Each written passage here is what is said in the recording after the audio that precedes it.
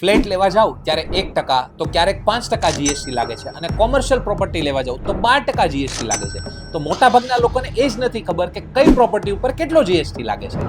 જો સાંભળો, residential property ઉપર 2 જીએસટી છે. જ્યારે પ્રોપર્ટીની કિંમત 45 લાખથી ઓછી હોય અથવા તો એ જગ્યા 90 સ્ક્વેર મીટરથી ઓછી હોય તો 1% જીએસટી લાગે છે અને જ્યારે એ પ્રોપર્ટીની કિંમત 45 લાખથી વધુ હોય અથવા તો એ જગ્યા 90 સ્ક્વેર મીટરથી વધુ હશે તો એમાં 5% જીએસટી લાગે છે. અને હવે કોમર્શિયલ પ્રોપર્ટી, કોઈ પણ દુકાન કે ઓફિસ લેશો તો એમાં સીધો 12% જીએસટી લાગે છે. અને જો પ્રોપર્ટીનું બીયુ આવી ગયું હોય તો કોઈ પણ પ્રકારની પ્રોપર્ટી હોય તો તમારે ₹1 જીએસટીનો ભરવાનો નથી થતો. અને હવે તમને પણ ખબર પડી ગઈ ને કે પ્રોપર્ટી લેતા પહેલા કિંમત અને સાઈઝ જોઈને જ પ્રોપર્ટી લેજો, નહીતર પાછળથી પછતાશો. અને જો તમને કોઈ અવળા આંટે ચડાવે તો એમને કહેજો કે હું ઝીપિકને ફોલો કરું છું એટલે મને બધી જ ખબર છે. તો આ રીલ મોકલી દો એવા મિત્રોને કે જે હમણાં રિયલ એસ્ટેટમાં ઇન્વેસ્ટ કરવા માંગે છે, કેમ કે એમનો ફાયદો એ અમારી જવાબદારી છે.